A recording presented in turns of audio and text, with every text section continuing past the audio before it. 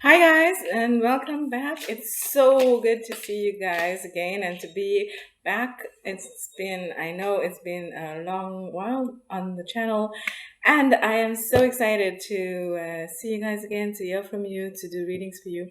I am going out, but I wanted to do a quick one for you because I planned to do one today, and I plan to get back with the videos. I plan to send you your horoscopes, and on our cooking channel I got one in store for this week, so it's going to be great, guys. May is a fantastic month, full of possibility, full of seeds that can be sprouted, manifested. So we're going to get right to it. We're going to pull one card for each sign.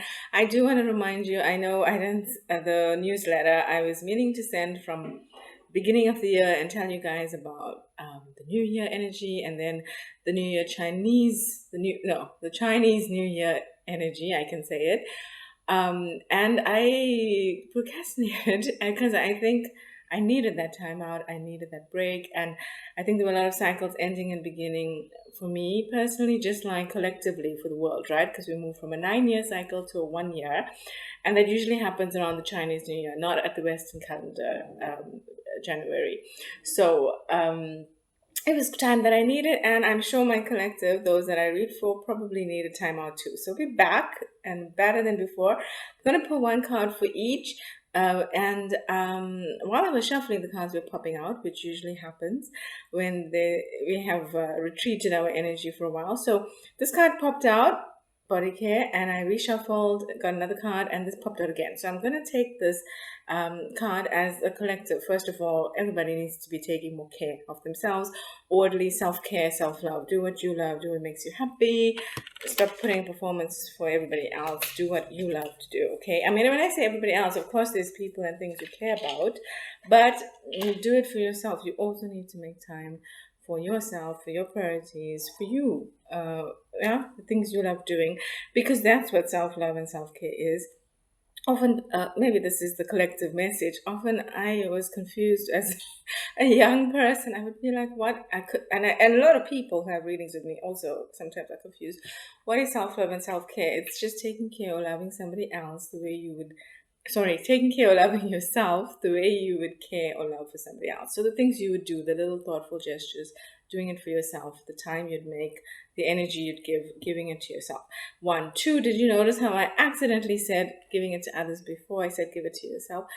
There's never coincidence in readings, right? Always synchronicity. So definitely it's more easier for most, if not all of us, to give to others before we give to ourselves. So remember to fill your oxygen tank first, like they say in a plane, before you can help others. You can't help others if you don't fill your cup. So guys, let's get to it really quickly. I was gonna, before I go out, I wanted to make sure to give this to you because then it gets sent, right? And I will post it later, but let's record. So Aries, you have retreat, but funny enough, it's in the upright position. So ironically, retreat, the opposite of retreat, is going forward. So move forward. Aries, remember, you are the pioneer of the zodiac. You are like the entrepreneur, I would say. So go forward. I mean, it's interesting, I get that word. Go forward in the dreams, wishes, and goals you have. So you might be wishing to do something monetarily that isn't your day job, that is something, a passion project, a dream you have. And a wish, but instead of it just being that, turn it into a goal, move it forward. You might not wish to monetize it right now, but the answer for this is move forward with it, monetize it, because sometimes you learn as you go ahead. I'm seeing that movie, Onward, the Disney movie with the brothers. And the magical movie, and he takes steps forward, and the steps appear as he takes them forward on this cliff. Okay, so that's what I'm visualizing for you, Aries. Retreat, but retreat, sorry, in reverse. So move forward. Okay, then let's go next card. And today I'm pulling one card each. I'm not going to put the cards back in the deck. I want us to have a different message, because sometimes your sun, moon, or rising sign are different, and you want to listen to another sign, not just your own. So I want you to have a different message. So Taurus, you have serenity. Taurus is, this fits perfectly because Taurus, I think, is a serene sign. It's an earth sign. So you can see a lot of earth energy, flowers, and it's a fairy with huge wings. And I think sometimes Taurus, you forget because you are an earth sign. The earth signs usually try to take care of others or are very grounded, so naturally attract others who need to or want to be taken care of, which, I mean, they should learn to take care of themselves, but you naturally take care of them. And I don't mean when I say things like that that you can't take care of others or others can't be taken care of. They can be taken care of, but they also, there's two sides to every coin. There has to be self-sufficiency too, and motivation to take care of one. So you draw this energy, but you can't always be the carrying everything on your back, right? With taking care of others. So again, that self-care message is coming through, but it's more of being in nature. Taurus, I see you around flowers. If you're a guy, maybe you prefer being around going hiking, yeah, but anything that taps you into the earth. I mean, even if it's something else that you feel called to do, if it's swimming or going scuba diving or mudsliding or even just running, because you're tapping into the earth's energy, jogging, do that, okay? And then we have for Gemini, let's see what we have for you. Intention. This is great. It's about speaking into attention everything you wish to create in the world, in your life, and for the planet. I'm getting a planetary energy, guys. I don't know if you know, the US recently released 162 files of UFO existence, the UFO presence. Donald Trump and Obama also have come out and said there are extraterrestrial life, and that the U.S. government is aware of and liaised with them. And I have an earlier video I posted, I think 3 years ago, where I said that this is going to happen. So I did say it 3 years ago, and I think I had people commenting there like, oh, when is it going to happen? Or it's not already happened. And I don't know if they can't read, but guys, come on. It said within 20 years. So within 20 years means any time, and it's already here. They're already telling us that. Why that's come up is because when I just said speak into, and I will do a separate video on that and maybe link those videos for you for those who'd like to research, what I just mentioned, people actually and the government actually attesting to that, because I also like research and scientific backed information when I get it. So I will send that to you, but on a separate video. But for now, the reason it came up when I said intention is because you're setting the intention, I said, not just for yourself, but for the world and the planet. It's because you make a difference. You are important in the planet. You create a shift in the planet. Don't think that if it's just you, you're just, insignificant. You're very significant. So when you set an intention for yourself, remember you have an effect on everything around you. So do what's true to your heart and follow your hearts, because when you're happy and you're joyous and you're in your heightened energy of joy, it has an effect on the planet. They say when the elephant sneezes in the Sahara or something like that, it affects something like that. If something sneezes in the Sahara, it affects the elephant in Asia, something like that.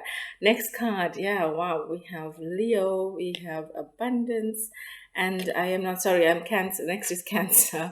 Guys, I've been out of practice for a while, mixing them up. Cancer, abundance, beautiful energy. I'm gonna need to remind you, Cancer, that your water sign. Water is fluid, but water also creates, it chisels the Grand Canyon, for example, over years. Slow but consistent movement forward. Slow but consistency being a highlighted word, leads to abundance. So remember, you might be going slowly, but you are definitely going surely. You're definitely going steadily. It's a reminder to keep going. You are headed in the way of abundance, okay? And then the next card, Leo, children, but it came up like this. I was about to turn it. I won't. Inner child work. I would have just said you have playful energy, but it came up upside down. So inner child work needs to... Guys, so hi again. Guess what? I recorded the whole video, and now when watching it, I see that half of it got cut. So we're going to...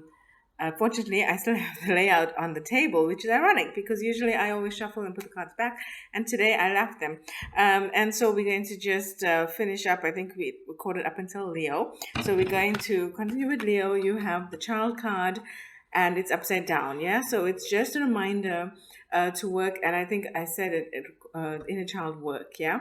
It's not just your inner child, but inner child work, because it's upside down, to do a little bit of, if you've had some, healing or trauma to do as a child, but also playfulness as a child, to heal that and also enjoy your playful side.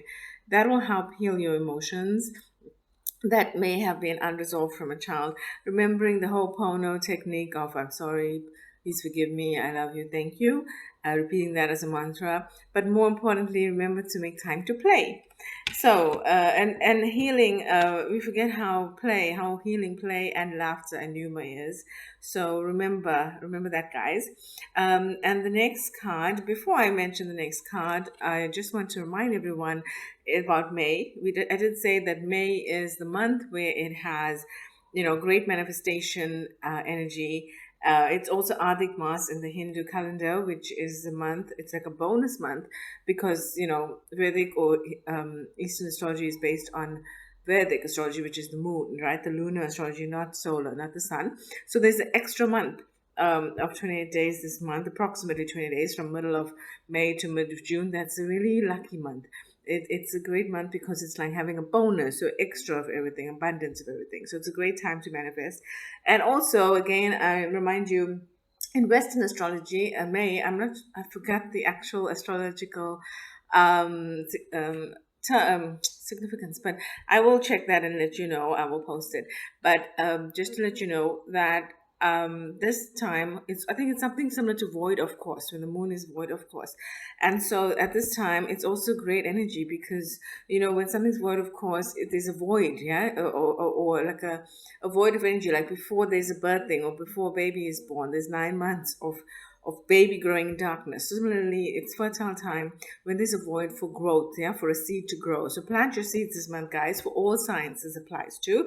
And so after we had what did we have last? We had Leo, right? So Virgo, answered prayer. Answered prayer, Virgo, you always seem to get cards that have positive manifestation or positivity in terms of an answered prayer. And this literally is an answered prayer. So prayer of yours, a fervent wish of yours would have been answered in May.